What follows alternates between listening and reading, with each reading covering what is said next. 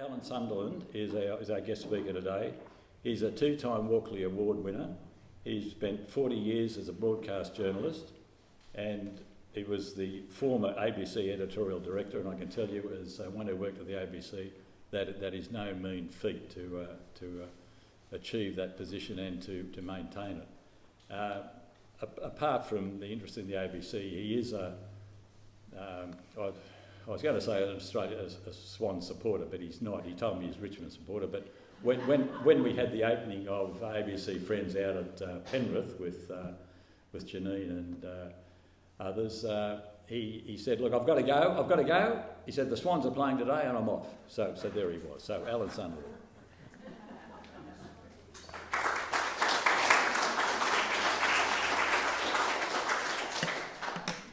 Good afternoon, everyone. Thanks very much for having me, and thanks for exposing my football obsessions, good, bad and indifferent. So look, I think I've been asked to talk for about 20-25 minutes. I'll try and err on the side of that being shorter rather than longer, because I am sure that a group like this has lots of questions, and in my experience, the more questions we have time for, the more enjoyable and fruitful it is for everybody. So let me just talk a little bit about, I guess, my ABC journey and what I think about where the organisation is now, where it's heading, what it needs and what we need to do to support it. I was actually cleaning out my home office the other day, and I came across some of those excruciating things that you forget you have, which were some diaries I kept as a 20-year-old. And before I consigned them to the fire where they belonged, I noticed that it covered the period when I got my job at the ABC. So I thought I'd just read out two short excerpts. This first one, and this really betrays my age, is from the 12th of August, 1979. It says, "I was interviewed for a cadetship at the ABC. 300 applications narrowed down to 50 phone calls. 50 phone calls narrowed down to 10 interviews. The interview was better than my nightmares, worse than my dreams." So I was a bit nervous at the time, and I recall that process particularly well because, as I was saying to the group of fantastic young interns we have here earlier, I was at Melbourne Uni at the time, and we all know this is before mobile phones, so I got a message from somebody saying, "The ABC wants you to call them." And I thought, I don't know why, we'll check it out. So I went down just next to the men's toilets in the basement of the university building and rang them, and they proceeded to do an over-the-phone interview with me with no warning, no preparation. And I think the second question was, "Tell me what you think about the Hare-Clark system of proportional representation in Tasmania." And without missing a beat, I said, "I've never heard of the Hare-Clark system. I don't know what it is. I'm sorry, I can't help you at all." And then at the end of it, they said, "Okay, we'll bring you in for an interview." And when I finally got the job, because 10 interviews, they chose 3 of us, they said, "You know what we really liked? The fact that you had no idea about the Hare-Clark system of proportional representation, but you were prepared to just say it. No faffing around, no messing up." So that was 12th of August, and then 10 days later, my diary recorded, "I am an ABC cadet journalist. I'm incredibly happy and a little bit scared. If I bluffed my way into the damn job, I can bluff my way through it." And I managed to bluff my way through it for 40 years, although not always in a direct line and not always in ways that I expected. I spent 9 years at the ABC in Melbourne, learning my craft, doing general reporting, being a dog's body around the office, learning my shorthand, learning my typing skills. Don't really have either of those anymore, but I can two-finger type as fast as anyone. And I did a bit of political reporting and a bit of industrial reporting, a bit of economic reporting. And then I remember, this was by the late 80s, I felt like the ABC was getting a bit too commercial. I didn't like it. I thought it was getting a bit lightweight and wasn't happy with it at the time, and I went off to SBS. 17 years I spent at SBS. I travelled from Melbourne to Canberra to Sydney. I ran their political bureau during the Keating years, and then I ran their newsroom. And then 14 years back at the ABC again at the end of my career, mostly in news management. As Leslie said, pointing out, I was the editorial director for a while, responsible for everything we did wrong, trying to do training and go to Senate estimates, which was always a pleasant experience, and deal with all of that. I want to pause for a moment and put in a plug for SBS. We don't often do that at ABC Friends, but I spent 17 really, really satisfying years there, And it did point out for me, no matter how much we talk about the budgets, that on a fraction of the ABC budget, the SBS does fantastic work. Wonderful international journalism, great multicultural content, multilingual radio, and it's a wonderful thing that SBS exists and delivers what it delivers. In an ideal world, I think SBS and ABC should definitely combine as one organisation with the strengths of each. But for now, while it exists, I think it's worth remembering at ABC Friends that we should spare a little bit of our love and support for SBS as well as our other great public broadcaster. But I'll tell you the other thing that working for SBS for 14 years taught me, and that is what we expect from our national broadcaster, our main national broadcaster in the ABC, and the difference between that and any other media organisation, commercial or public across the ABC.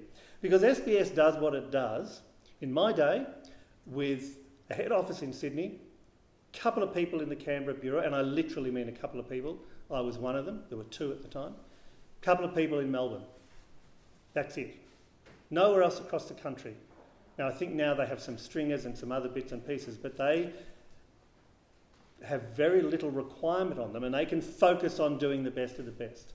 The ABC, by contrast, as you well know, has newsrooms in every capital city, not just newsrooms in every capital city around this country, but producing dedicated local radio and television news bulletins for that community, right across the country. They have 58, at last count, regional locations, staffed all around the country, many of them producing local news bulletins, all of them contributing local content. They have 11 international bureaus. So it's a massive footprint, and they have that because that's what's expected of a national broadcaster representing all Australians. It is an enormous footprint. It is unparalleled in the Australian media landscape, not because the ABC like to build empires and grow and make a fortune, but because they have an obligation to serve all of those communities. And spending my time 23 years at the ABC, 17 at SBS, gave me a good idea of how to be economical and how to make budgets work, but a very good idea of the breadth and the expectations around the ABC. One thing I didn't know in my first stint at the ABC in the late 70s and early 80s through to the mid 80s was that unbeknownst to me I was living through a golden period at the ABC, because the ABC budget in real terms, taking account of inflation, the ABC budget has never been as big again as it was in the mid-80s. The ABC back then got about $365 million a year. They didn't have to pay for transmission, there was a separate authority for that. If you take the transmission out of ABC budget now, it comes down to about $900 million a year. If all we had done as a community was simply maintain the ABC budget, allowing for inflation over those years, the ABC right now today would have about an extra $200 million to spend. That is not taking account of the changes of what we expect from the ABC in a modern media landscape. In 1985, there was local radio. There was one TV station, there was Radio Australia and Radio National, and there was Triple J. And they did that with 7,000 staff across the country. Fast forward 40 years, the ABC still does all of that. It has 3 more TV stations. It has a 24-hour news service on television and on radio. It has an online news service which is consistently either number 1 or number 2 with News Corp as the most not the most highly regarded, but the most read, watched and listened to online news in the country. We struggle with TV at the ABC to be maybe number 3. The commercials will always do well. We are number 1 or number 2 in the online space. We have owned that space for a long time. They have iView. They have ABC Listen for on demand. They have podcasts, they have international TV, and they've spread across third-party platforms like Facebook, Instagram, YouTube, because you have got to be where the people are. There's a fundamental obligation on the ABC to be where Australians are. There's no point sitting there saying, if you want us, come and find us. We're on a legacy network that fewer and fewer people watch. So the ABC has an obligation to be out there. So its output has expanded hugely Its staffing levels have gone from 7,000 in 1985 to 4,500 now. With all of that extra content and with $200 million less in real terms than we had when I was a young fella starting out as a journalist. And the ABC back then, was of course far lower funded in real terms than Channel 7, Channel 9, Channel 10 or anyone else, who didn't have radio stations, by the way, back then. We managed then. Somehow the ABC is managing now to the extent it has. How has it managed? Well, I'll tell you. The efficiencies that have been pushed through the organisation, and while they should, there is nothing wrong with driving efficiencies. Organisations should become more efficient. The ABC has become more efficient. The studios that news bulletins are produced out now are by and large fully automated. There's no one behind those cameras except a machine. The number of people in the studios pointing cameras has disappeared. I used to go out as a young fellow with a two-person camera crew. Almost invariably now they're a one-person camera crew. The cameraman and the journalist have somehow got to manage the audio themselves as best they can. We've moved from film to video to online, fully digital output. There are fewer producers and techs in the studios. My youngest son works as a producer these days for Hamish in the mornings at the moment. The number of people in those studios, automated, the people do their own switching now. If you're a presenter, you've got to not just work out the questions and keep the thing flowing, you've got to know how to lift up the risers and do all the things yourself. We've lost archivists and librarians, very controversially, because technology has allowed most reporters now to search for what they need online themselves. We've lost a lot of archivists. And reporters now no longer go into an edit booth where an editor will cut their stuff for them. They sit at their laptop at their desk and they edit their stories themselves. The amount of efficiencies that have happened have been huge. Positions have been lost. I said before, we've gone from 7,000 people to 4,500 with a massive output in 40 years. Not entirely happily, but I was once co-opted into being the head of human resources at the ABC for 12 months while the regular head went off and had a baby. And Mark Scott said to me at the time, "This will be a good experience for you, Alan. Just get out of your comfort zone, get away from the editorial and look after HR for a while. Oh, and by the way, we've got 300 redundancies coming up in the next 6 months." So I know what it's like. And my mantra during that year was not, "You've been assessed and found to be surplus to requirements, see you later," but to say to people, this was 2014, "You are good people doing good work and we simply have a smaller budget. Our budget's been cut in real terms and over the years, and we have to cut our cloth to fit our size." And you cannot cut those number of people from an organisation without it having an impact. Content was always the last thing we cut at the ABC because the expectations that we continued to deliver were so great and our desire to continue to deliver was so great. But inevitably, content cuts had to be made.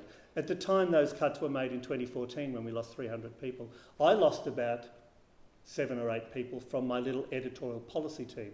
My main job was the editorial director, and I had a team of about 15 or 16 people across all of our output who would deal with complaints, do training, do regular content reviews and assessments to see if we were doing the right thing editorially and be a contact point.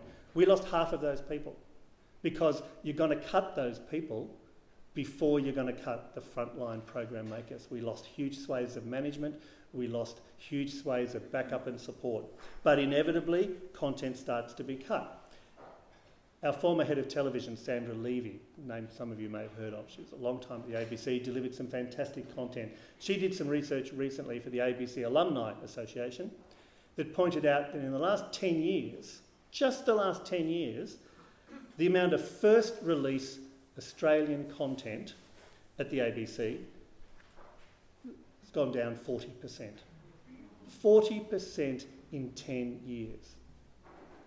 Is it any wonder when you listen to some of the things I'm telling you that staff have been cut, support has been cut, the work people have to do has become increasingly complex, being less and less time to make sure you're putting the quality in, and the content has been cut by 40%. And still we have situations where the 7:45am radio news disappears, Lateline disappears. I was part of the decision to get rid of Lateline. We sat around and we looked at these numbers and we thought, we have 2 daily, evening, national current affairs programs. We have 7:30, we have Lateline. We can't afford to keep them both. Did we lose quality content? Of course we did. Did we lose quality people? Of course we did. But they're the daily struggles that the ABC has had to cope with. And that's why that kind of period, I like to call it, you know, if I go back over, just over my time, I'm just a young fella, let's just go back over 40 years. The amount of benign neglect, and let's be honest, sometimes not so benign neglect, that the ABC has been subjected to by all sides of politics at various times, has severely hampered the ability of the organisation that I love and devoted my career to deliver what you deserve. And over the years I've been to parliamentary showcases in Canberra where we go and we're glad that we bring B1 and B2 along. Always gets a good, every politician wants to get their photos taken with B1 and B2. But we all go along and we all talk about the value of the ABC, and we have meetings. I've been to Canberra more times than I can talk about, and not just for Senate estimates, to talk about what we do, what we need, what our role is, why we're important.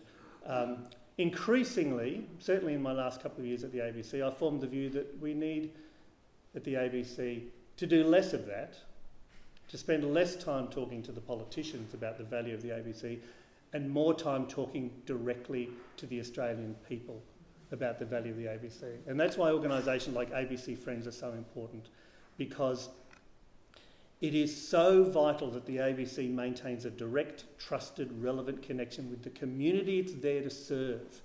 The politicians will respond. The politicians will increase the funding and the attention that the ABC gets, not because they necessarily love the ABC, but because they hear what their constituents, what their electors and what the population are saying. And so without turning this into a party political battle, because as I say, all sides of Australian politics have neglected the ABC at various times and left it in a parlous state that it shouldn't be in. But the response to that is people power. The response to that is making sure it stays on the agenda. So this is one of those opportunities where I can thank groups like yours for what you do to try and keep us on the agenda. I'm sorry I keep saying us. I've been gone nearly 6 years from the ABC, but old habits die hard. I'm still a member of the alumni. Now, I promise not to talk too long, but there's a couple of other things I did want to say. I was going to talk about the fact that even with all of those cuts and reductions, the ABC has continued to innovate and continue to improve. And as we're heading into a federal election, there's no better example than the 2 things the ABC has done in recent years. One is the Vote Compass, which is coming back again this year, a wonderful initiative that I was part of the team that kick-started many years ago, where we say to people, you tell us what your view is on key issues, and we will show you where the parties currently sit on those issues.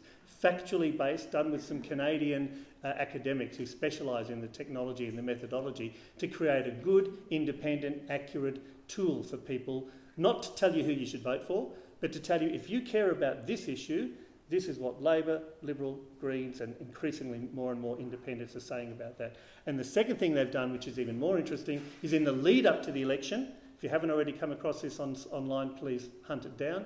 It's something called Your Say, where it says instead of us just covering the election like a horse race, instead of just regurgitating what the parties are telling us, let's undertake an exercise on our website where you, members of the public, you write in and tell us what issues you care about. And we'll work out what are the most important issues, and that will drive the ABC's coverage. That will give us our priorities. So there's some of the interesting things that the ABC does.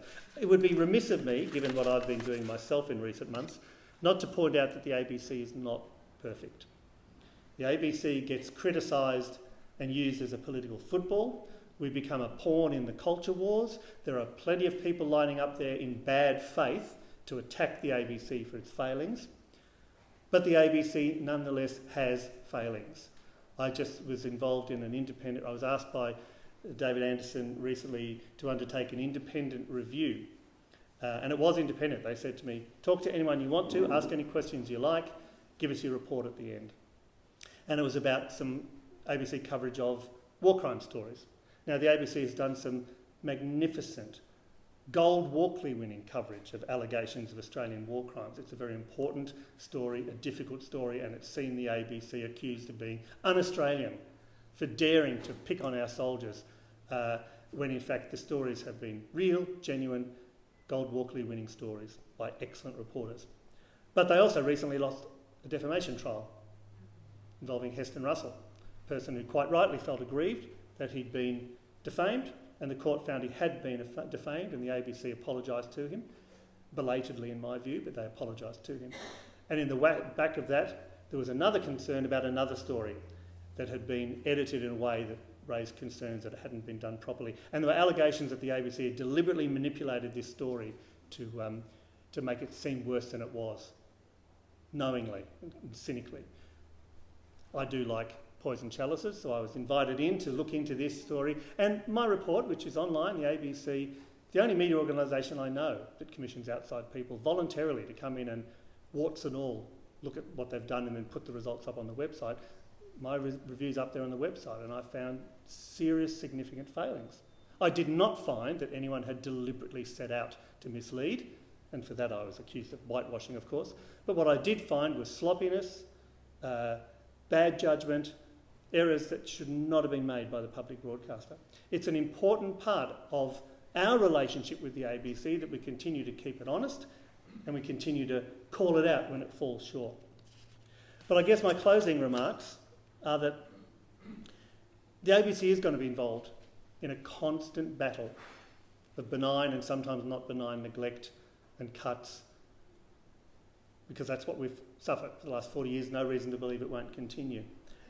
What I find difficult to accept is that this comes at a time where across the world we're wondering how we can come up with business models to deliver trusted, reliable news service. People want reliable, relevant news that they can trust. And since all of the advertising fled from the media sector and went online, independent media is hard to find. Commercial media organisations that struggle to do a good job, just like the ABC does, they want to make a profit out of it, but they want to deliver good journalism for the most part. They're finding it harder and harder because their business models have collapsed. The response to that, given that the consistently most trusted source of news in Australia has always been the ABC, the response to that crisis in journalism should be to say, we've got a business model here. We've had it since the 1930s. It is delivering our most trusted news. We must support it, invest in it, and make sure it can deliver. Instead, the best way I can describe the approach to the ABC has been to say, oh, look, your brother's fallen over and broken his bike, so we'll break your bike too, because that's only fair. It's an insane way to approach the challenges facing the ABC. And so we need to speak up for it. We need to support it. And that, at the end of the day, along with holding the ABC to account for the quality of the work it does, is what is going to deliver us an ongoing, healthy and improved ABC. I'll hang around for questions, but thanks for your time.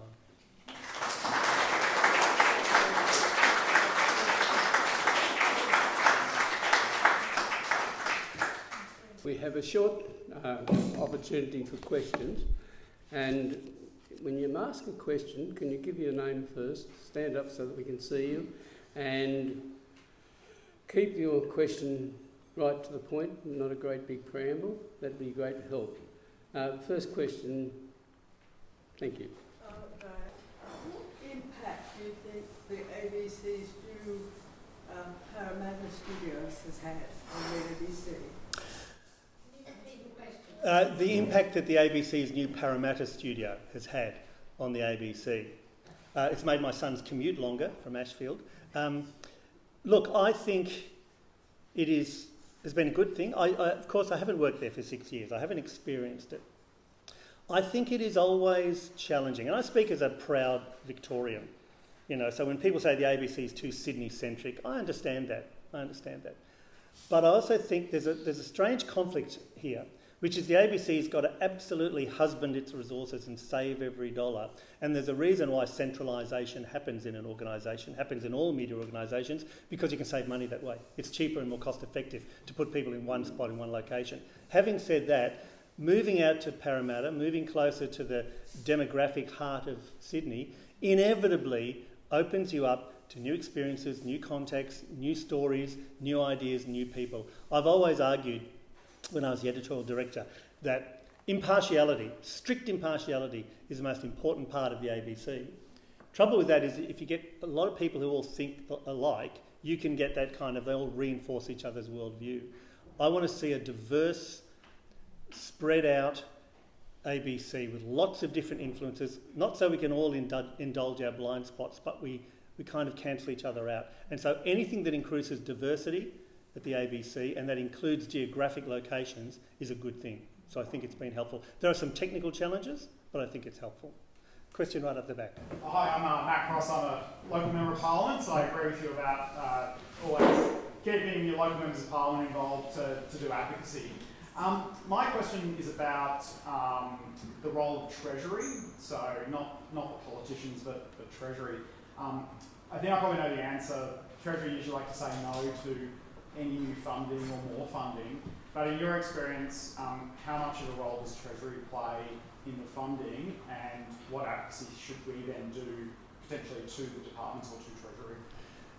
Yeah, thanks, Matt. It's an interest. If everyone got that, it's about how important is Treasury as opposed to the politicians somehow in setting budgets. Look, it is absolutely true that the hardest audience when you go to Canberra is Treasury, and by implication the Treasurer as well.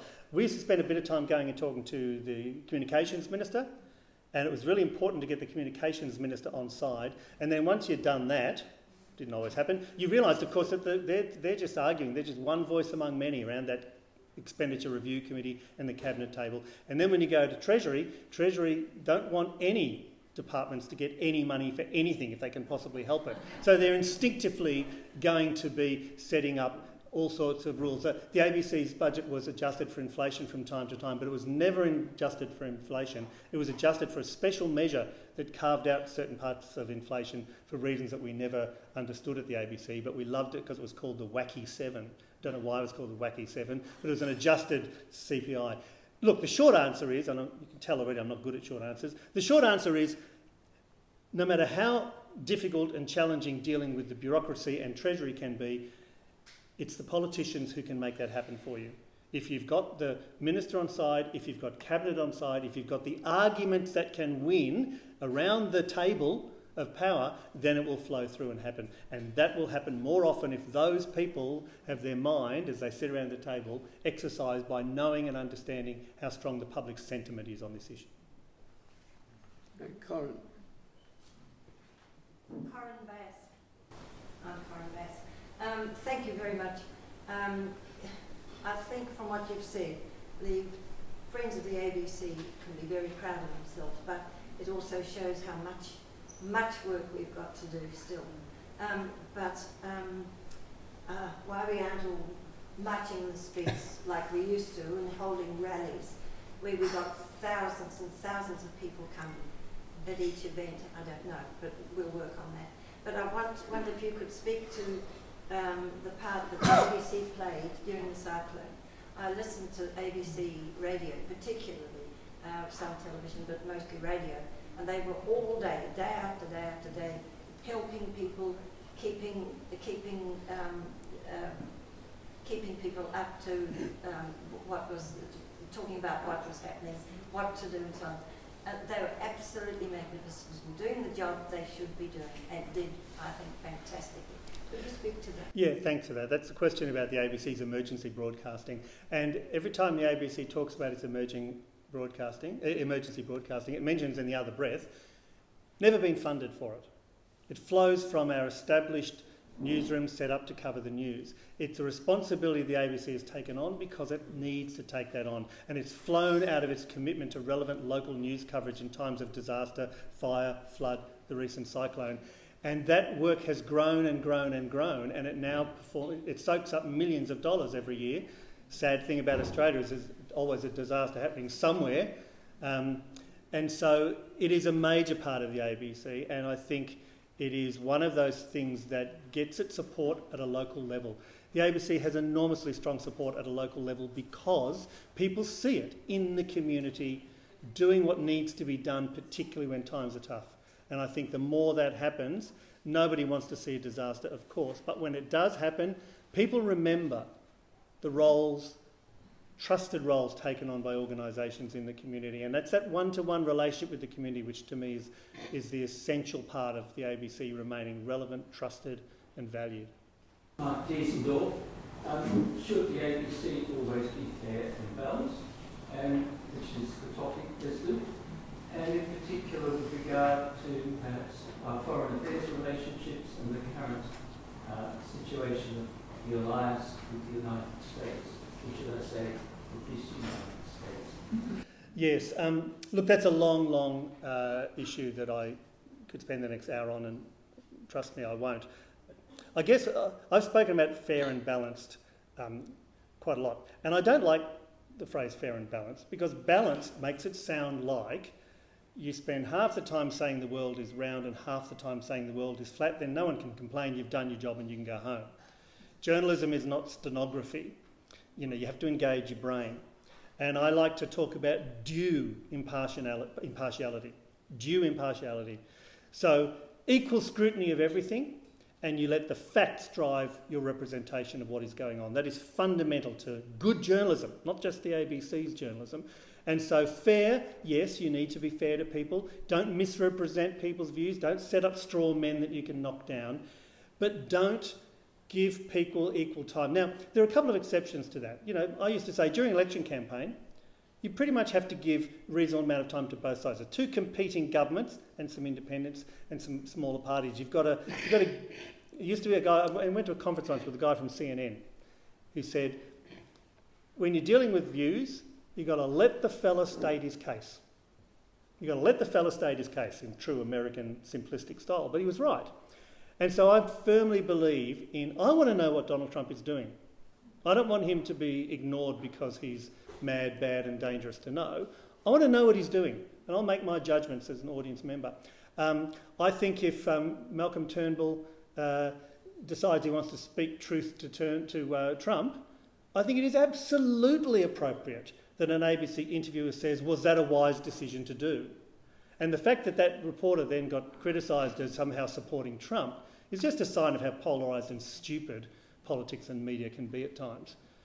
Tough questions for everybody. Whether you happen to personally agree with their view or not, you give them an opportunity to defend themselves and you challenge them, and that's what you want the ABC to be turning its attention to in all parts of what it covers. Janet Cunningham. I totally agree with what you're saying. My question is, because our population is so diverse now, we all carry cultural baggage. I believe it's the cultural baggage that needs to be explained to us, because it feeds into this controlling people and controlling, I can't even find the words for it. But Sure. I would be interested in your comments, please. Yeah, again, a complex and challenging topic, particularly for someone who spent 17 years working for a multicultural broadcaster, which had a remit to reflect and celebrate and deal with multiculturalism. And look, we go through waves in Australia, don't we? I read a headline just today in one of the newspapers, a comment piece that said, immigrants are welcome to come here, but they're not welcome to change us. Right. My mum was a POM. She was a 10-pound POM. My wife's Irish. Parts of her family have never forgiven her for marrying an Englishman. We all bring all sorts of things. And the thing I find frustrating sometimes is the most recent arrivals are seen as bringing problematic conflicts and difficulties and challenges. Of course they do. But we all did. Let's give the Indigenous people of Australia a free pass for now. All of us arrived here with... When I got my job at the ABC in 1979, I was told, this was in 1979, that kids from... I came from a Catholic school. Kids from Catholic schools could get a job with the Herald Sun or the Public Service, and kids from good Anglican schools would get a job at The Age and the Sydney Morning Herald, because that's the way the world worked. Now, we're talking about 100 years of baggage, cultural baggage, still playing out in the 70s. And all that will ever deal with that. I love something that someone who's now a Labor politician said many years ago. He's an Asian Australian. He said, people worry about Australia being Asianised. The truth is that Asians are being Australianised. And to me, it's that coming together, the friction is part of the process. And you deal with it as best you can. And there are certain things you have to say, I'm sorry, no.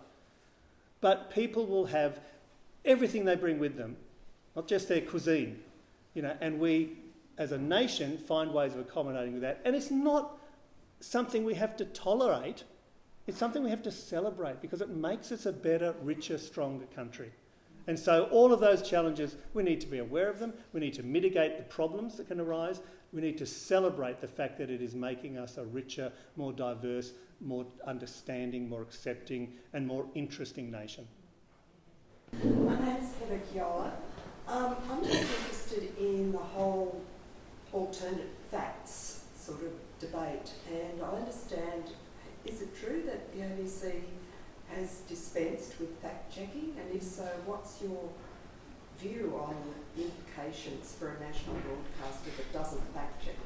Yeah, look, I won't go into that at depth, because I know that they ended their contract, their association with RMIT, and I know I was there when they set that up. I thought it was a great thing, and it remained a great thing, and my understanding is that they said they were dispensing with that because they were moving in a different direction with their fact-checking. They want to set it up in a different way, and I don't know where that's landed. I would make the point that long before fact-checking existed as a separate discipline, it was a fundamental part of all good journalism. Okay, so the fact that they thought a fact-checking unit would be really good because of the content it produced. It would fact-check in real time politicians' speeches, policy statements. But if you park that, and I hope they don't, I hope it continues in some form or another, it's always been a fundamental part of the job of anybody. I wrote the guidance note for the ABC on how to do interviews. And I said it's particularly important in live interviews, where someone might say something and you think, wow, could that possibly be true? If you know it's not true, you call it out. But even if you don't know whether it's true or not, you signal, oh, is that true, Minister? Is that true, Shadow Minister? Is that really, have we really halved our unemployment rate in 5 years? Have we really doubled our growth? What are you saying? It is fundamentally important as a discipline. And so different models, I'm a big fan of backgrounders and explainers to running issues. I don't think the ABC or anyone does enough of those. I'm a big fan of fact-checking units, but you could get rid of every fact-check unit and the obligation would still be there on journalists to be accurate, to put things in context, to be fair to all sides, and to let the balance and the weight of your story be determined not by your own views or the view of your publication or the view of the zeitgeist or trying to keep the government happy or whatever. It has to be driven by as impartial as is humanly possible assessment of the facts. Reveal the facts, analyse the facts, and let the facts lead you where they lead you. That's our last question. So thank you for putting up with me, everyone. It's been an absolute pleasure, as it always is. Thanks.